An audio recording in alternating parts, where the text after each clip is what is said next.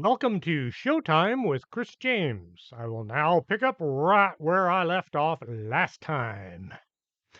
Belle and Sarah were sneaking along the corridor. They only snuck when nobody was around. Whenever they encountered other zombies, they did their best to walk and act like they were undead. Sarah had seen a lot of zombie movies over the years and had a good idea how zombies should act. The optimal word here was should. As her and Belle would stumble around making guttural noises in the backs of their throats, other zombies would clear out of their way, thinking these two were daft or something. As soon as they were alone, Sarah asked, "How do we go about finding Pam and saving her before that mad doctor turns her into a man-eating mummy that will probably come looking for us as its first meal?" Belle wished the tween had kept that last idea to herself. The guards drug Pam away in the opposite direction as us, so she should be in that direction. Belle pointed towards their front. But we've made like 100 corners so far. How do you know we're going the right way? Because we're the good guys, and the good guys always win, right? Belle was having a sinking feeling. They came to a junction. Right or left? Sarah asked. Er, how about? Sarah let go with a scream. It was more like a squeak. She would have screamed if she wasn't also in the process of passing out at the moment. Belle looked around and came face to face with the man-eating mummy Sarah had been talking about. She brought up her fists, intent on making a good show, just before she turned to run. "Belle, it's me, Pam," the mummy said, pulling the wig off to show her who she was. Belle looked over the top of her fist. The mummy looked like any old scary undead creature, but it had a lot of hair sticking out at odd angles. "Oh no, it's true! They turned you into a man-eating mummy." Pam was shocked. "I am no such thing. They wrapped me up in these linen strips, but I'm not dead. I'm not even a little bit ill yet." Belle looked suspiciously at Pam. "How do I know you're not a mummy? Have you ever heard a mummy talk?" "I've never run into a mummy before today." Belle still thought she should keep her distance. Sarah groaned. She moved around a bit. Then she sat up, looked at Pam, and fainted again. "Come on, I think I know how to defeat the mummy, but we have to hurry. The moon will come up in just a few hours." Captain Chapman had told Pam how to find her way out of this underground edifice. He'd said to just follow the tunnels that slanted upwards. He also told Pam how she could have found her friends. Pam got her arms around Sarah's chest, and Belle grabbed the legs. "Just keep going up, and we should find the exit soon." They took off running. Pam's floor-length dress didn't help any. As they came to a group of zombies, Pam and Belle slowed down and acted dead. The zombies all looked at Pam and bowed very low. Pam tried to act royal and dignified as she carried her minion in her arms. Pam was going to say something royal and haughty, but then figured if she was a mummy, she should sound like one. "Mumble, mumble, grr, grr." The zombies all bowed lower. As they got close to the exit, the air got colder. Soon they were all breathing out clouds of condensation. Pam noticed Sarah was awake. "How long have you been conscious?" Sarah stretched her arms out to the sides. "A few minutes. I just didn't feel like walking." Sarah looked so relaxed. Belle dropped Sarah's legs, and Pam got her upright. "You'll have to walk from here." Pam found even with the mummy wrappings covering her entire body, she was still feeling the bite of the cold. Sarah began jumping up and down, trying to generate some warmth. Belle snapped her fingers and a flame appeared on the end of her index finger. It's not much, but it's better than nothing. Sarah tried to get as close to the flame as she could without catching herself on fire. Pam looked around for something to make a campfire out of. Belle held her burning finger out so they could all get close and get some benefit from it. So, what's the plan? Plan A is we get out of here and head straight to the generator.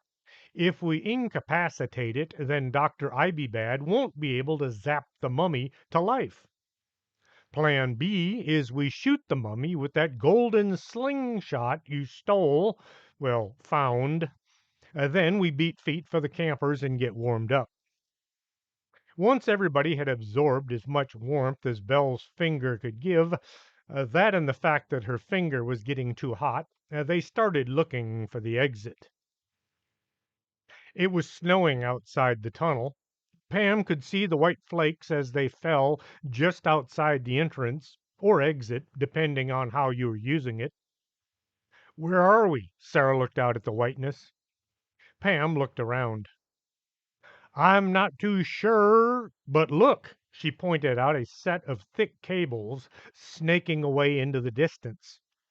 We just follow those and we'll find the generator. Let's go before I change my mind. Belle wrapped her arms around her mostly naked shoulders. Did I ever mention I hate the cold? The three girls started running through the snow.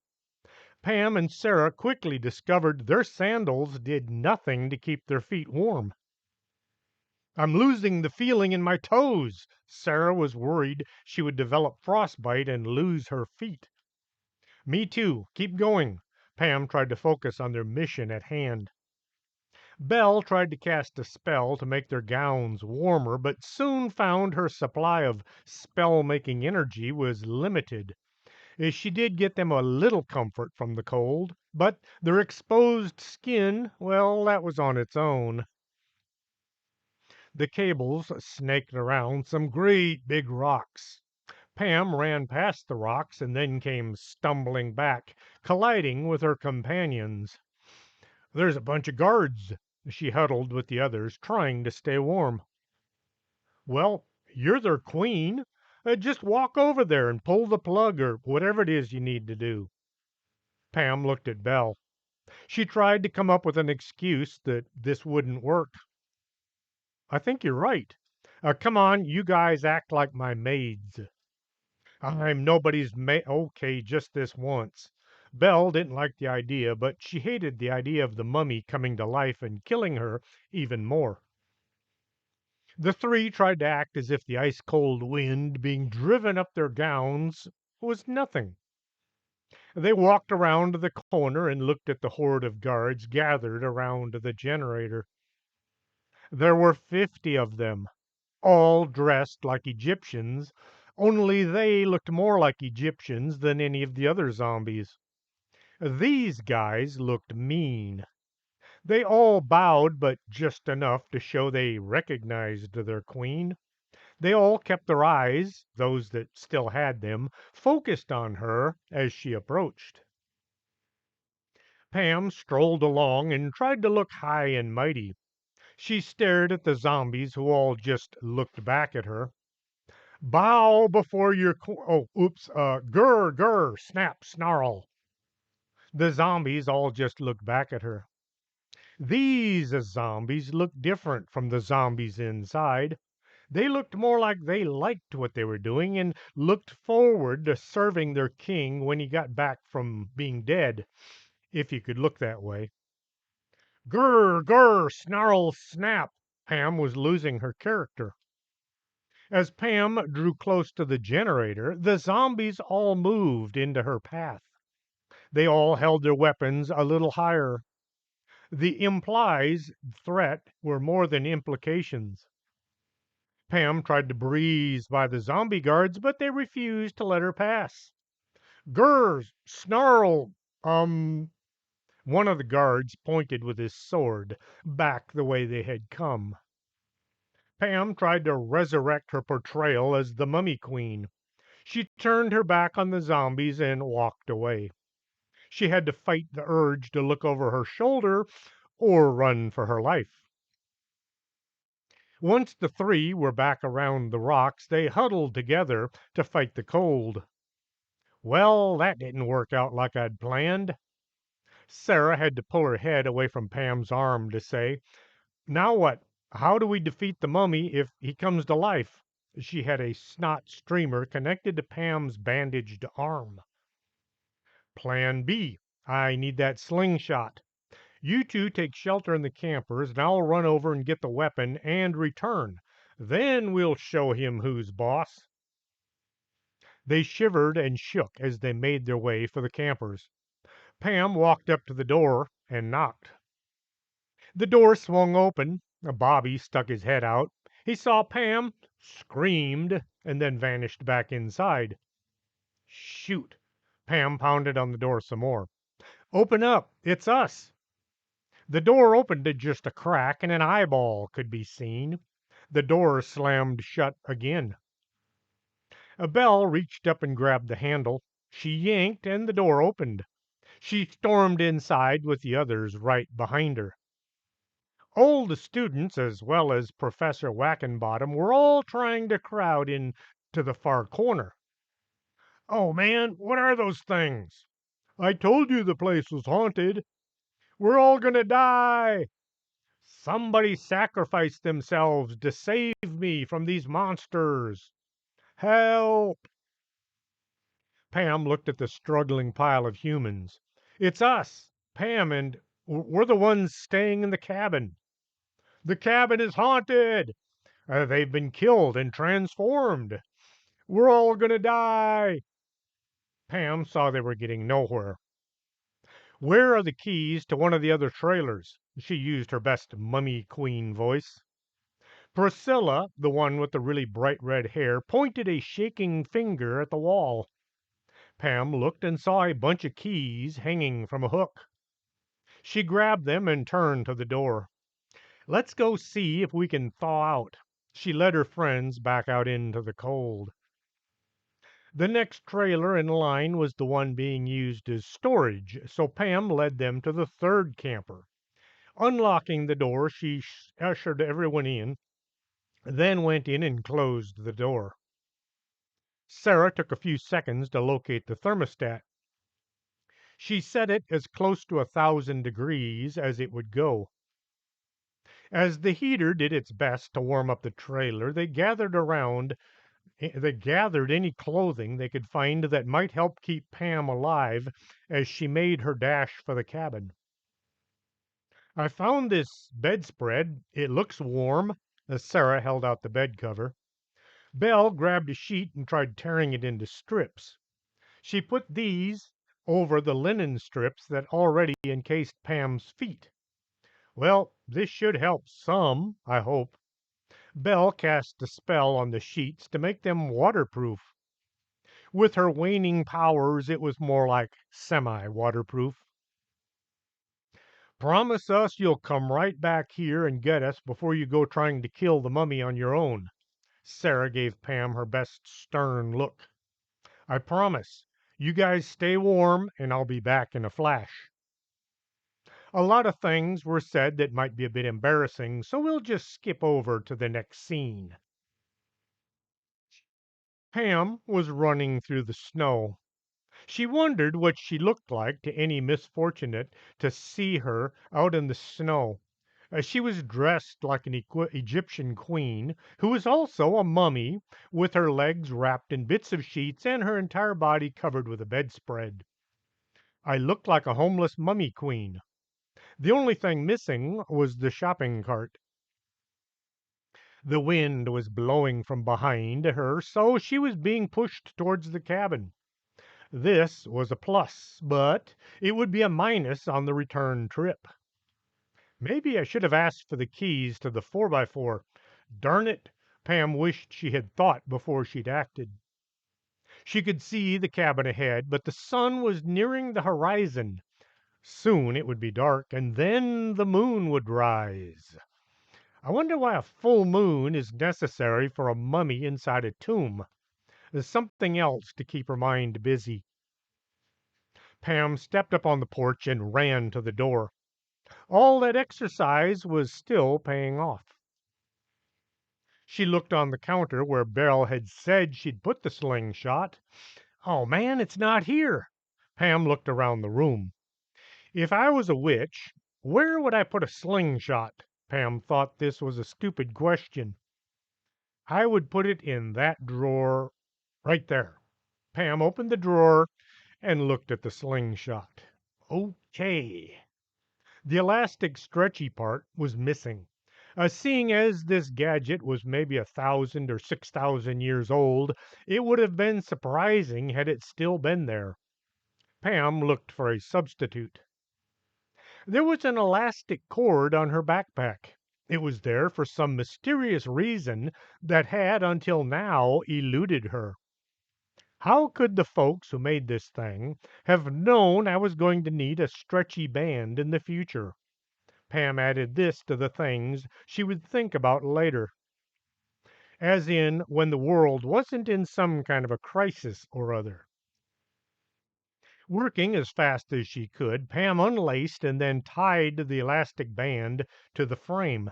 She checked to be sure the jewel, or whatever it was still in the handle. She was ready to go into battle, hopefully. Now I have to get back. Pam looked out at the gathering darkness. This looks bad. Pam opened the door and faced the wind. Belle thought she heard someone outside. She looked out the window but didn't see anyone. The sound was followed by what must have been a door slamming. Belle stuck her head out the door just as the engine to the 4x4 fired up. There were so many people packed inside, Belle couldn't tell how many there were. All 7 of the students and the professor had climbed into the fancy vehicle. Professor Wackenbottom got the engine going. How do I get this 4-wheel drive thingy going? He asked someone.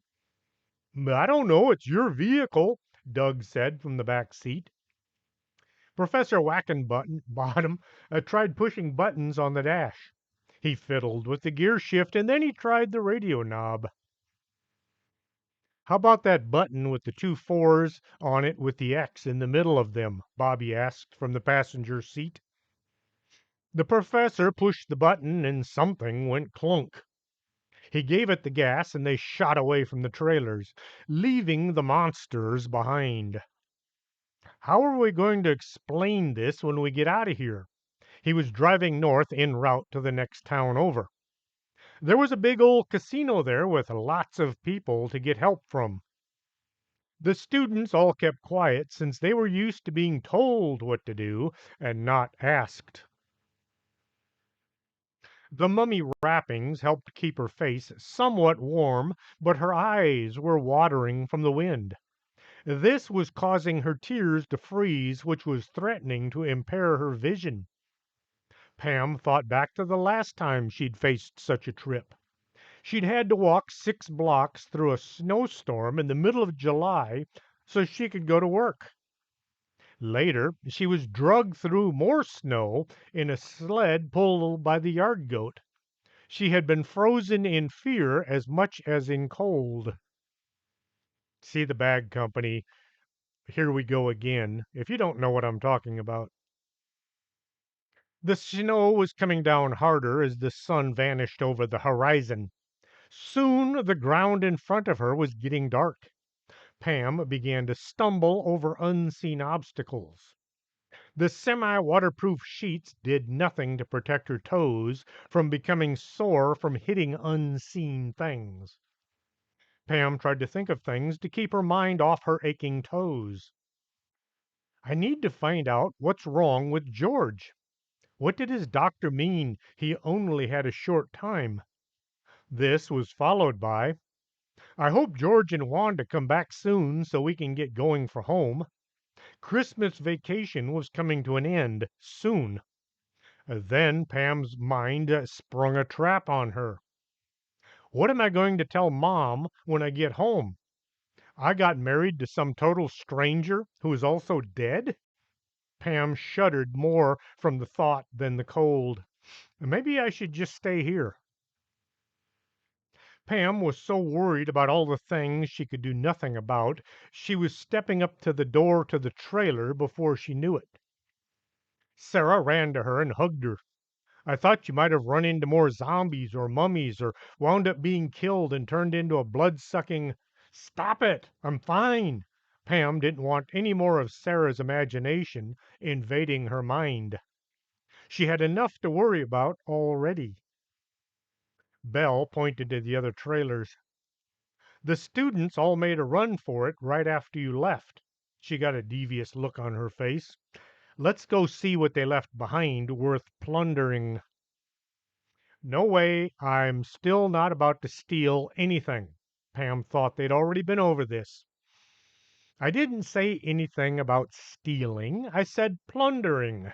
Belle got a bit huffy about being accused of being a robber. Pam looked at the witch. It's the same thing. Plunder, to rob, or steal. Belle tried a different ploy. If we were at war, it would be called spoils. We're not at war, at least not with the students. Pam was getting nowhere. Let's go dispatch this mummy before I lose my nerve. She opened the door and wished she were someplace else. They trudged through the snow. Pam would kick a trail with her semi-waterproof footwear, which was now soaked so the others could walk in relative comfort. If you could be comfortable huddled in a blanket that was barely keeping the cold out. Pam was worried the entrance to the tomb would be guarded, but when they arrived it was still just an opening into the side of the mountain. I wonder why they don't guard the entrance, she asked without expecting an answer. Maybe there's something we haven't thought of, Sarah said from the middle of the pack. Pam stopped walking.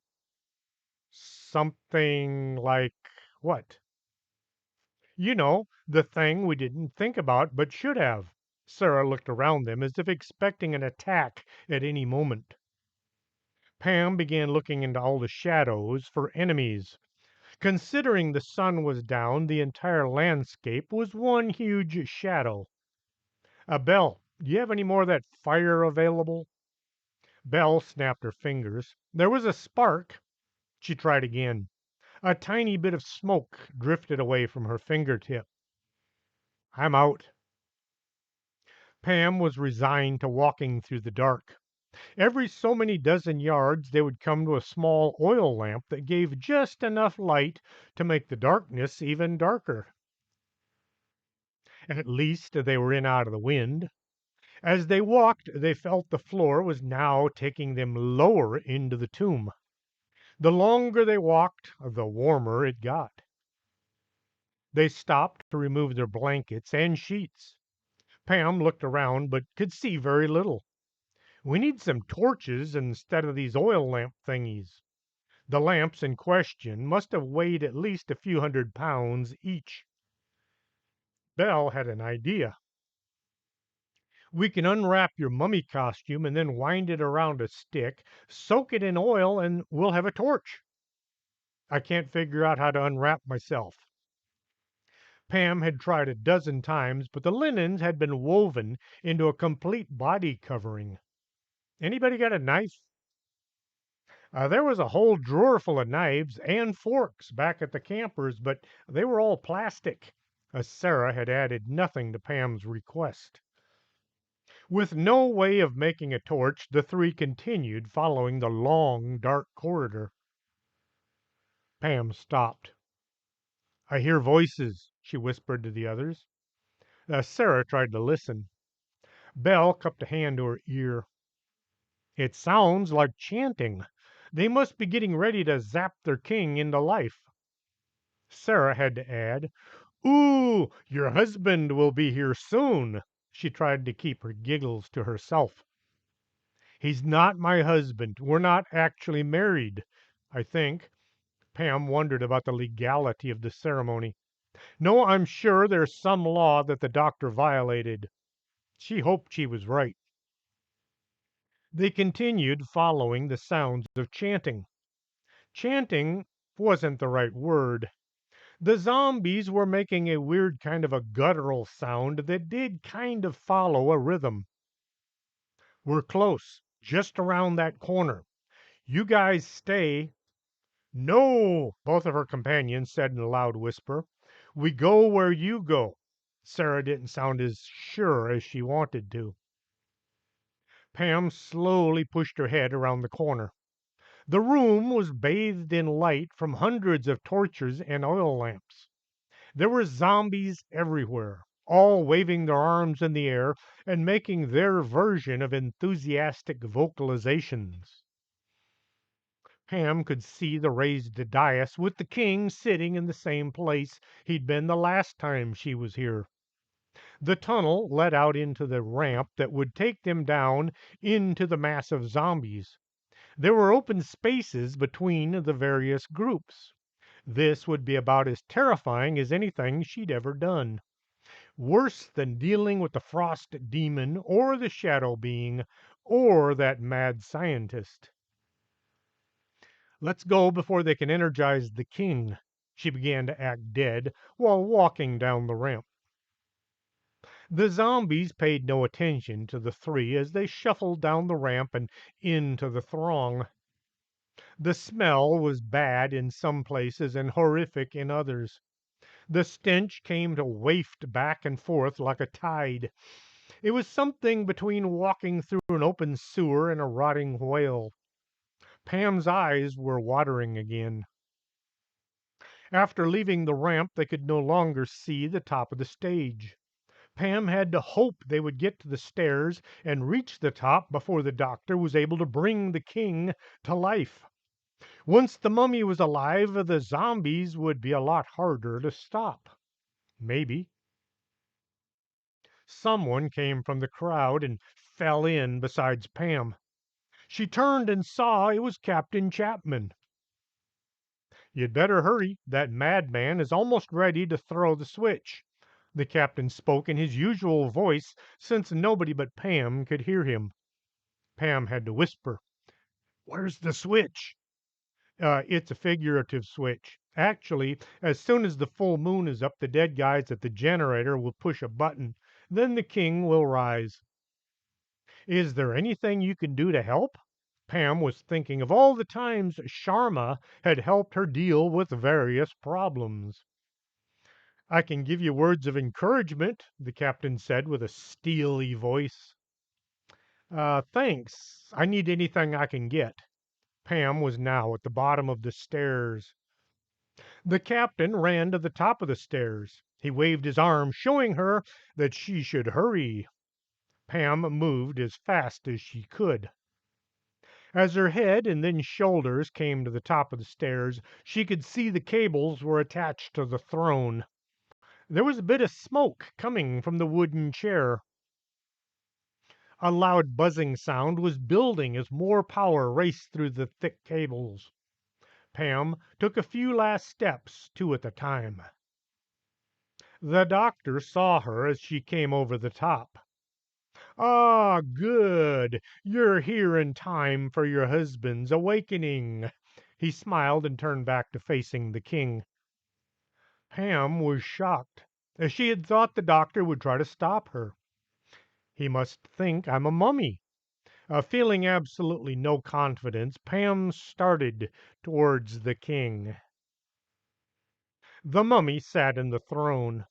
The smoke was getting thicker as it began to come up from around his seat. The buzzing sound was joined by a feeling of electricity in the air.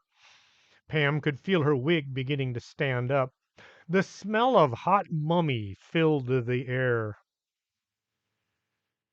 Once she was close as she felt necessary for a good shot, Pam stopped. She looked at the dead guy in front of her and did he move? She looked at the dead guy in front of her. The eyes of the mummy were no longer dead black pits. There were red glowing orbs coming from the two openings.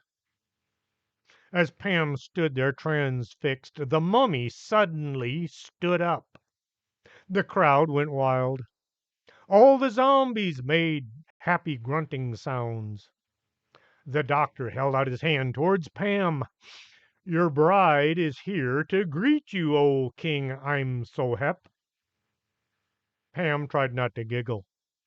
"I'm so hep? What kind of stupid name is that?" She slapped one hand over her mouth in case that wasn't her inside voice.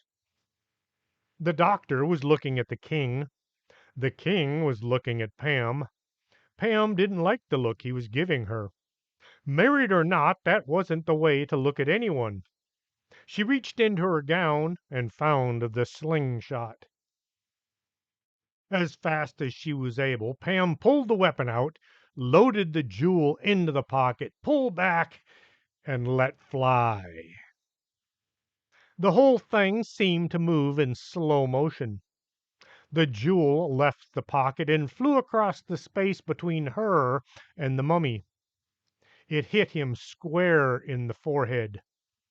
There was a puff of dust as the jewel passed through his skull and out the other side. The crowd went quiet. The doctor had an aghast look on his face. The mummy looked at Pam and the red coals grew redder. He took a step towards her. Pam turned to run, but was stopped by a bunch of zombie guards. They grabbed her and spun her around to face the king. The doctor looked at Pam. He looked closer. "Did those idiots remove your internal organs as they were supposed to?" He seemed to expect an answer. "Maybe." Pam wasn't too sure what to say. The doctor spun around and shouted at the priests, who were all lined up on both sides of the king. "Didn't you conduct the proper mummification ritual?" he seethed. The priests all looked back and forth, trying to see who they could blame. The head guy just shrugged his shoulders. The doctor was busy berating the priests. Pam thought maybe she could slip away unhindered. The Mummy King stood right in front of Pam.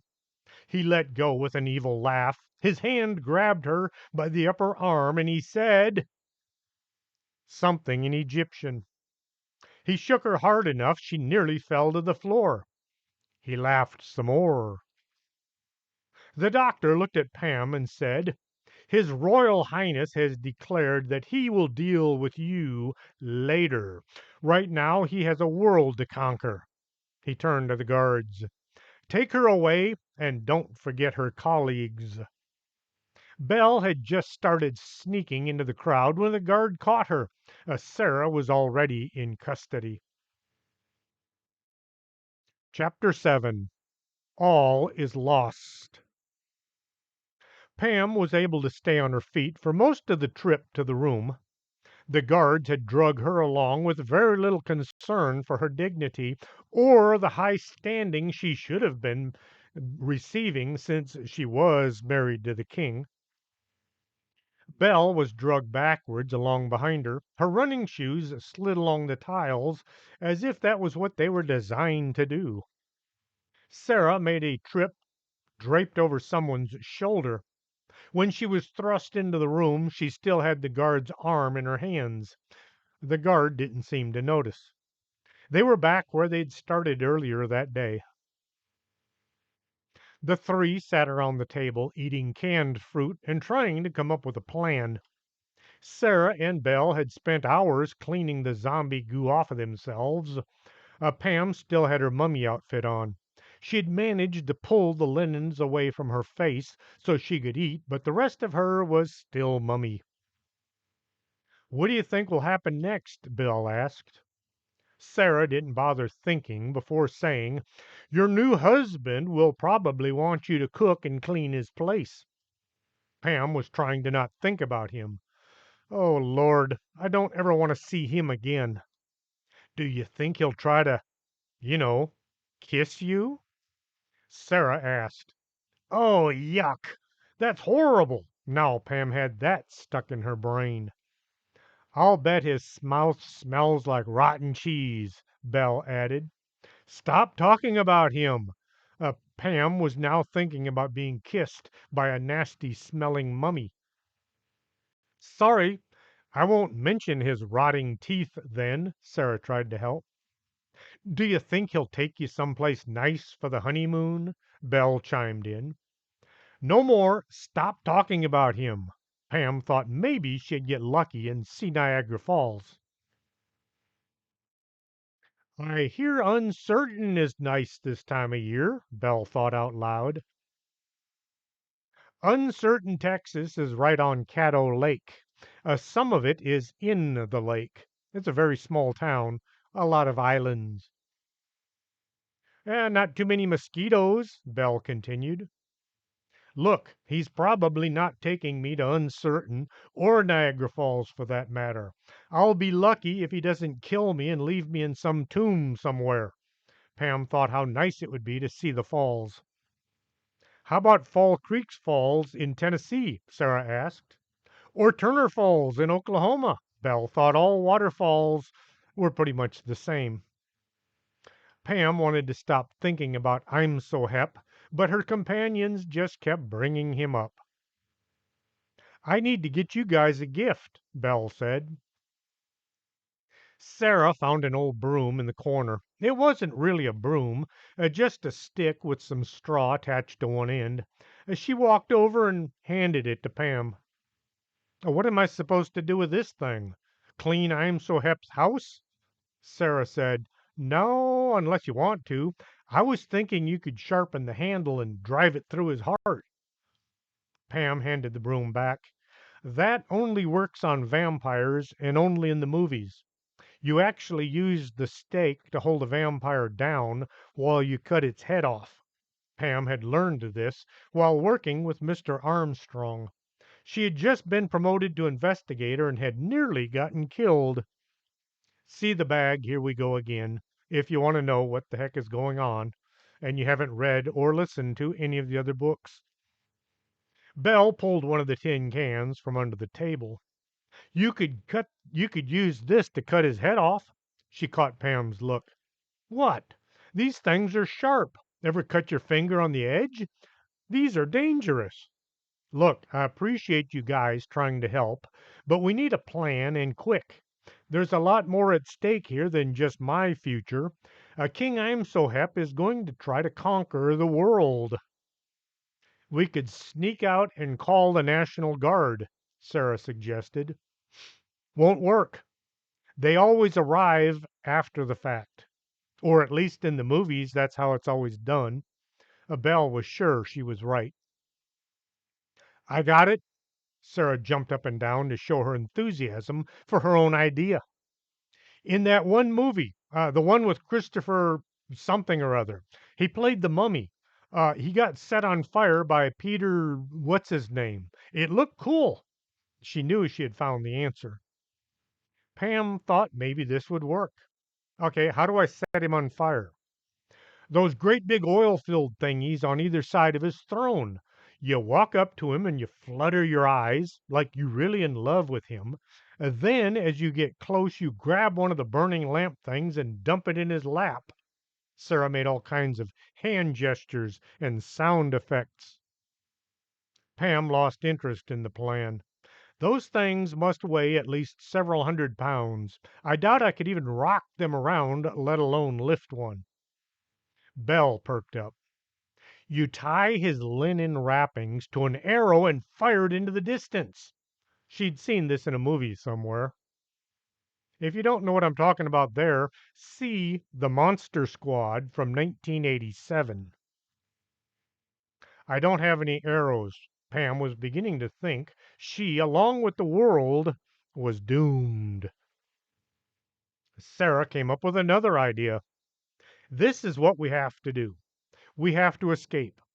Find some superheroes and turn the whole problem over to them. At first, Pam thought this was as bad as all of the other ideas. Then she thought the escape part did sound better than just sitting here waiting for King I'm So Hep to remember that she was his bride. Okay, that sounds like a plan. How do we escape? She looked at Sarah, who looked at Belle. Belle looked from one to the other. I got it. We find the secret passage and use it to escape. She grinned wide, thinking this would work. The mine. It let us in here in the first place, Sarah suggested. Yes, but they know about that route. They'll probably be guarding it. Pam tried to think some more. She was getting a lot of practice thinking. She hoped she would get good at it someday. I got it. Pam grabbed one of the open tin cans. She walked over to Sarah and grabbed a bit of the wig. The can did cut through it, only it took some sawing and pulling. Sarah at first tried to run away until she realized that Pam was cutting the hair from the wig. What do they make these things out of anyway? Well, they cut people's hair off and then braid it into a wig. That's what royalty did. Belle started as if everyone should know this. These wigs were then soaked in wax and perfume to make to mask the body odor. Pam had a nice handful of long black hair. She walked over to one of the oil lamps. Careful not to burn her fingers, she lit the ends of the hair and then blew the flame out. The hair smoldered and gave off a stream of smoke. Pam walked around the room, holding the smoking hair next to the wall. The smoke just drifted straight up to the ceiling. Pam walked all around the room, watching the smoke. As she was walking along the far back wall, the smoke wiggled and was pushed out to the middle of the room. There's air coming from behind this tapestry. Belle and Sarah ran over to have a look. Pam pulled on the tapestry, but it refused to budge. She then tried holding it out away from the wall. That worked better. There, behind the cloth, was a small opening, about 2 feet off the ground, that went up away from the room. This must have been put here to allow air to circulate. They all tried looking up to see how far it went. I can feel cold air coming down from somewhere. Belle took a deep breath. And it doesn't smell like dead bodies. Who wants to go first? Pam looked at her two friends. Uh, it was your idea. You should go, Sarah said to Belle. Belle thought this was a bad idea. What if this tunnel led to a man-eating monster that would also eat women? I think you should go first because you're our leader, she said. Pam looked from one to the other. Okay, I'll go first, Sarah next, Belle, you bring up the rear. Belle felt guilty about sending her friends into the mouth of a monster. Uh, just be careful. Watch out for teeth. Pam placed one knee into the opening. She then tried to get the other leg up next to the first. Something was holding her back. I can't move. My dress is under my knee.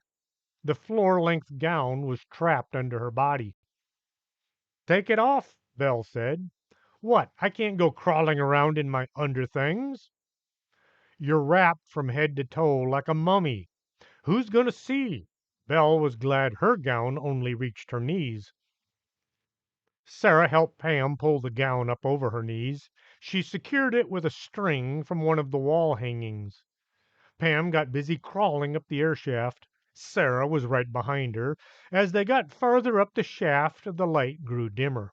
Soon they were going by feel alone. Belle was coming along last. She would stop now and again and look back to try to spot any pursuers. Do these guys use snakes? Why do you ask? Pam remembered something about Cleopatra and a viper. Or was it an asp? I was just wondering if a snake was crawling along behind us, how would we know? Belle tried to snap her fingers, but all she got was a spark. She tried again, only to find that her finger fire was out. Did you have to say that? Now Pam was worried about running into snakes, both in front and behind. They crawled on their hands and knees until their bodies ached. The incline was just enough that they didn't slide backwards, but they had to work to keep going. I'm beginning to hate this, Pam mumbled. I've been hating this for some time now, Sarah responded. I don't know which hurts worse, my back or my knees, Belle said from the darkness. Pam felt a chill in the air around her. I think we're getting close. I can't see any light, though, she kept going. She was so tired if she stopped, she figured she would never be able to start back up. Something cold and wet hit her in the face. Pam nearly screamed. It rolled down her cheek and into her mouth. Snow! I just got a mouthful of snow. That's good until you realize we don't have our blankets. Belle had been noticing the change in the temperature. Pam's head popped out from the side of the tailings. She took a deep breath of the cold, fresh air. Sarah bumped into her. Let's get out of here and find some help. Pam pulled herself from the tunnel. Sarah flopped down next to Pam, and then Belle came out of the hole. Okay, now I'm freezing to death. The snow was getting deep on the tailings pile. They had all worked up a sweat climbing the slanting air shaft. Now that sweat was quickly freezing. I guess we can head back to the campers and get dried out and warmed up before we go looking for our superheroes. Pam got to her feet. They were standing on the side of the tailings pile.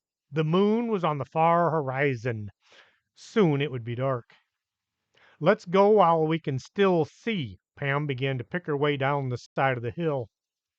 Belle was trying to walk and look back at the same time.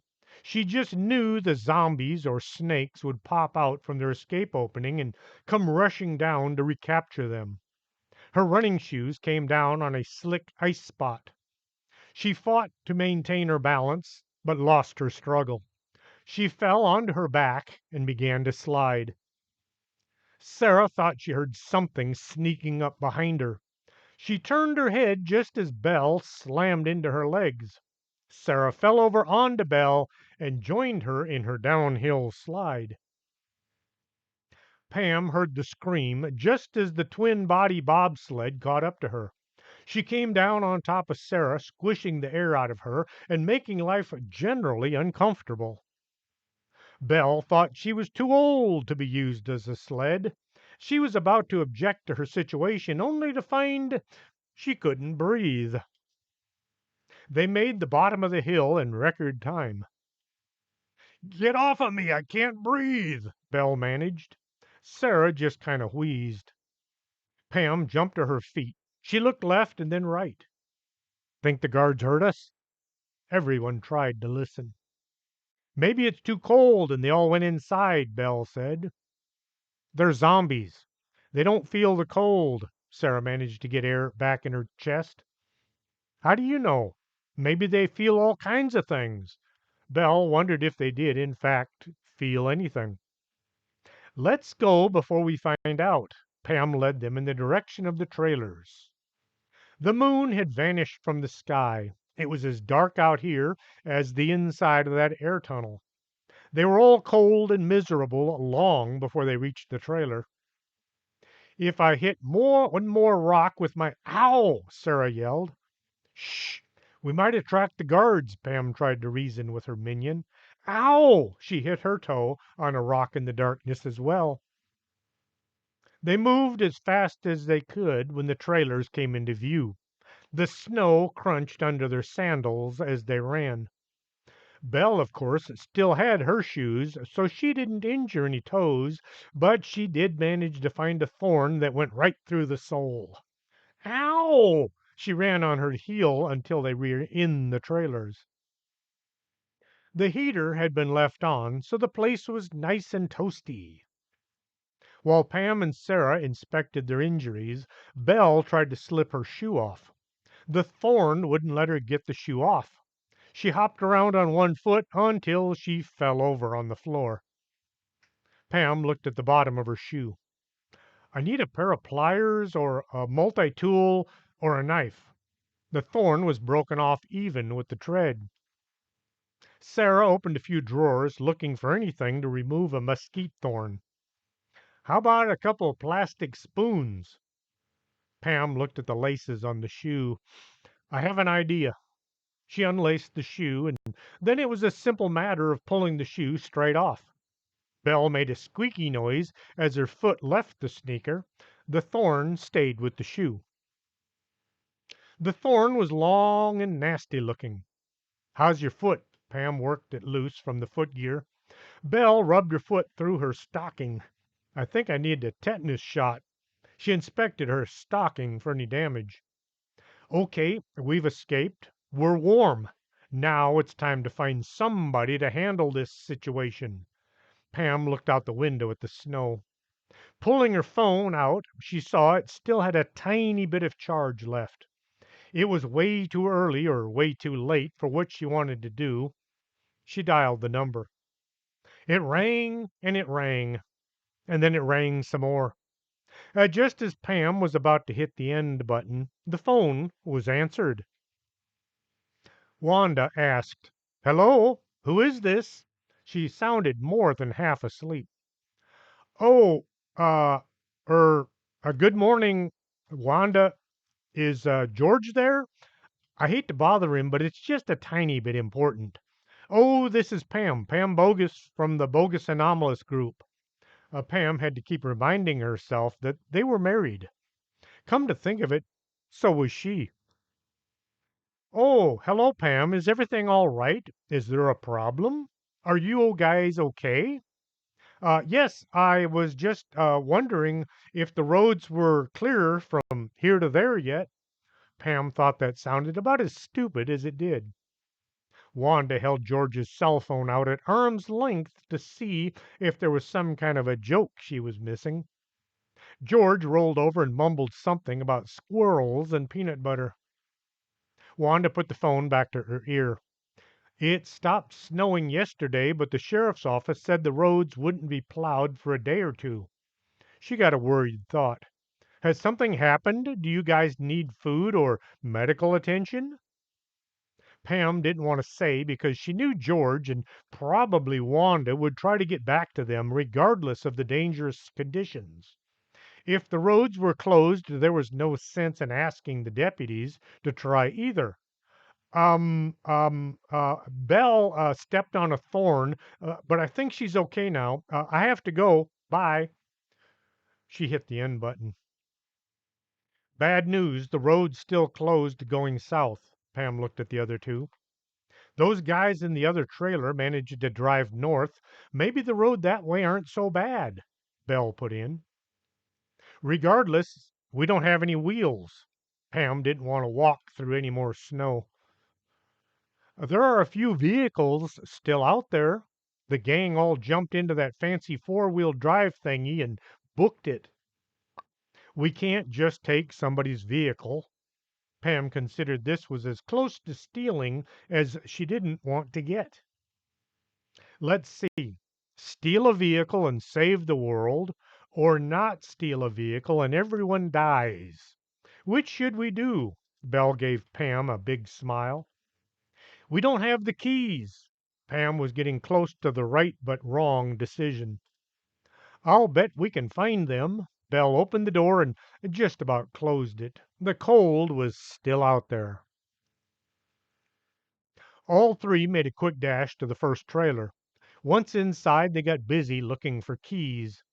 The place was a mess of papers and books. There were food containers and empty drinks everywhere. Sarah found a backpack in the corner.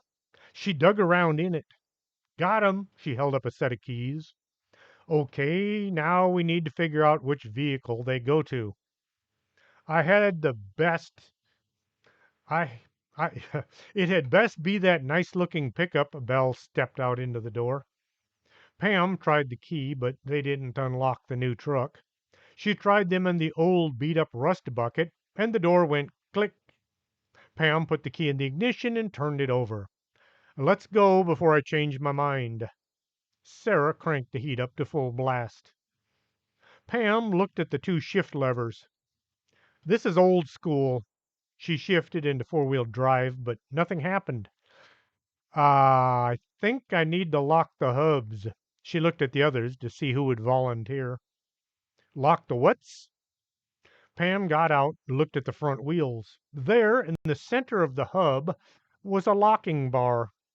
She twisted it half turn. She did the same to the other wheel. Her toes were about frozen again as she jumped back in. Now we can get going. She shifted into high four and gave it the gas. The road to the north took them right past the hill where the generator was hidden. Pam watched for any guards, but they were all on the other side. She hoped the snow wouldn't get any worse. It was 70 miles to Sierra Blanca, but only 20 to the casino. There had to be people there that could help. Sarah was sitting in the middle since there was no back seat. So why is it we're going to a casino to look for a hero? She looked from one to the other. I'm just asking so next time I'll know how to handle this situation. Belle did the answering. Heroes and cool dudes always hang out at casinos. Didn't you ever watch James Bond or Chuck Norris? There has to be a few dozen secret agent types and mercenaries we can ask. Belle patted her gown as if looking for a pocket or two. I didn't bring any cash. Do you think they'll give me credit? Wanda had gotten George up, and the two agreed it was probably the right thing to do. George called the sheriff's office. Um, yes, thank you. George was talking to the dispatcher. There are a few, that is, in three young ladies, staying in a cabin up near Guadalupe Mountain. I own the cabin there. Actually, I own a gold mine there as well. It was deeded the mine by a friend of mine named, oh man, what was his name again? It's been a few years, as in 20, maybe 30. Anyway, I have this gold mine that I own. It is, in fact, Wanda pulled the phone away from George. Allow me. Hello. Is is it at all possible to have one of your deputies swing by and check on three girls staying in a cabin? She listened. Yes, sir. It's just northeast of Salt Flats. She listened some more. Yes, sir. That would be great. Wanda hit the end button. He said they could send a plow truck and a deputy from Dell City to check on the girls. Do you think that just maybe we should try to get back up there? George felt just a bit, as in a whole lot, responsible for Pam and her little friend. He wasn't too sure about that green chick. Wanda looked out the window. Well, it stopped snowing, but the roads are still covered. Maybe later it might be okay by then. Pam was driving slow and careful. Not that she drove recklessly most of the time, except when being chased or chasing anyone or anything, or when running late for class or work or home. Tonight she was driving as if practicing for her driver's test. The snow was coming down and had started to pile up on the road. The gravel was a plus since it gave extra traction. The road headed north was in a lot better shape than what the gang had used driving to George's cabin. The one headlight blazed a trail through the night. As they rounded a sharp curve, Pam said, "Uh-oh, what's that ahead?" She slowed down even more. At first it looked like just a shadow in the distance. As they drove closer, it turned into many shadows. These in turn became bodies, hundreds of bodies, all walking towards them. Oh man, what do we do? Belle reached over and locked her door. Pam had just negotiated a bad corner on the road and looked desperately for some place to turn around. There was no way she could back around the corner without putting the truck in a ditch. The zombies were only feet away. Pam looked back over her shoulder. It was pitch black back there. The reverse lights hardly showed anything. As Pam turned back towards the front, the zombies were right there. They swarmed around the pickup in a slow motion tidal wave of the undead. Guess what? I'm going to break here. I know that's a horrible place to stop, but it's been an hour, and I will see y'all next time with the fantastic another rendition of the Bag Company Go West. Until next time, this is Chris James for Storytime.